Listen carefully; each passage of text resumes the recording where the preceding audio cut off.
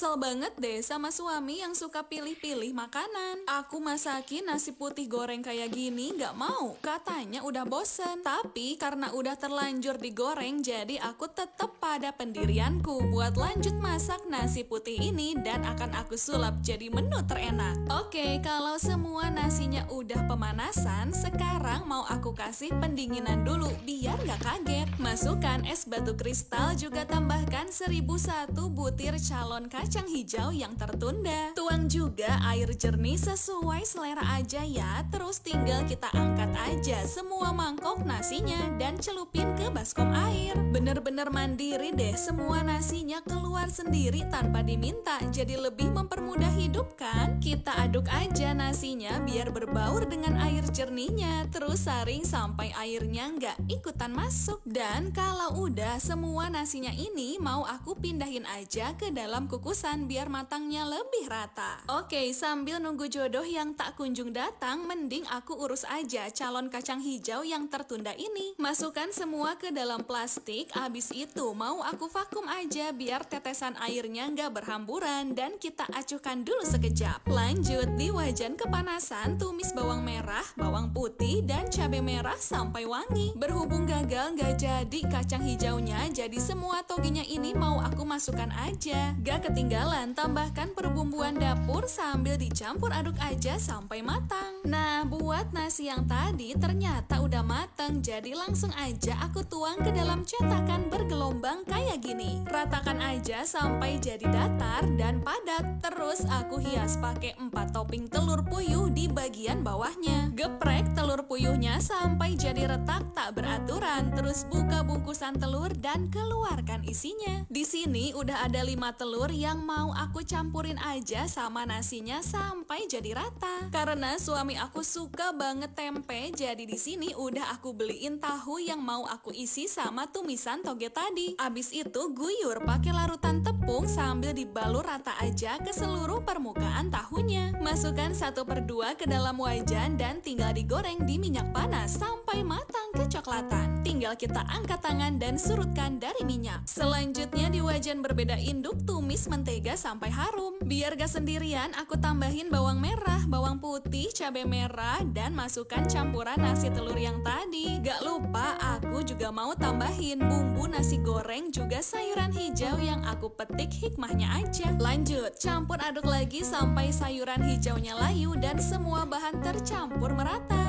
Aku juga sekalian mau berbagi masakan hari ini dan sajikan nasi goreng telur dadar juga gehunya. Bingung mau masak apa? Nonton DBM aja, kini tersedia di semua sosial media.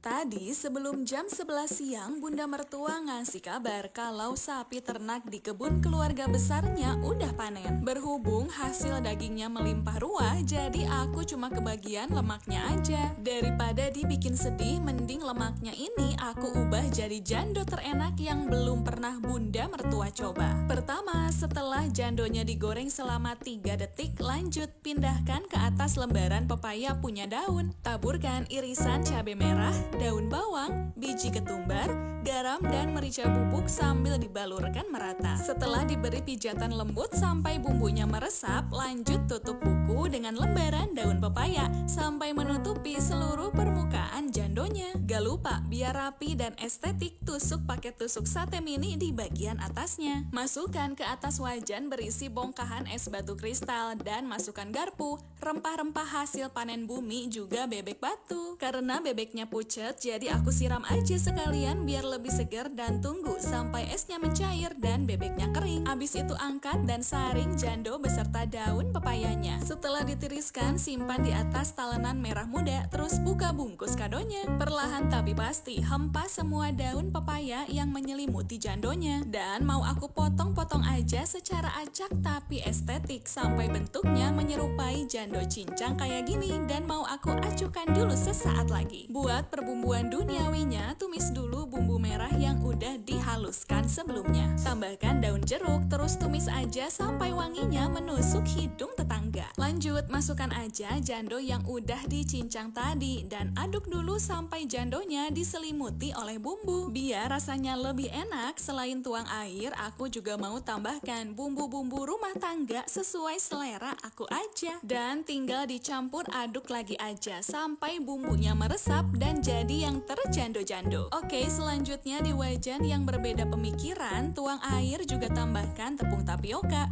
bawang putih cincang, dan bumbu-bumbu kehidupan. Campur aduk aja sambil dimasak pakai api sedang dan tambahkan juga irisan daun bawang sambil diaduk lagi sampai larut dan teksturnya jadi kayak gini. Tinggal pindahin aja ke baskom, terus tambahin lagi tepung biar nggak lengket. Aduk lagi aja, tapi kali ini aku pakai tangan bersih sambil diuleni sampai jadi kalis. Ambil secuil harapan dari adonannya dan bentuk jadi bulat pipih yang diberi cekungan tajam di bagian tengahnya. Masukkan 1 sendok makan tumisan jando, terus lipat di semua sisinya dan bentuk jadi bola-bola. Ulangi aja step by stepnya sampai semua adonan habis. Lanjut rebus di kolam air mendidih sampai matang dan ukurannya berkembang pesat. Sambil nunggu kabar, di sini aku juga mau bikin bumbunya. Tinggal tumis aja bumbu halus sampai wangi dan agak kering. Abis itu tinggal tuang air aja secukupnya dan masukkan cilok jandonya. Setelah dimasak sampai kuahnya matang, langsung sajikan cilok jando kuah dan cilok jando bumbu kacang.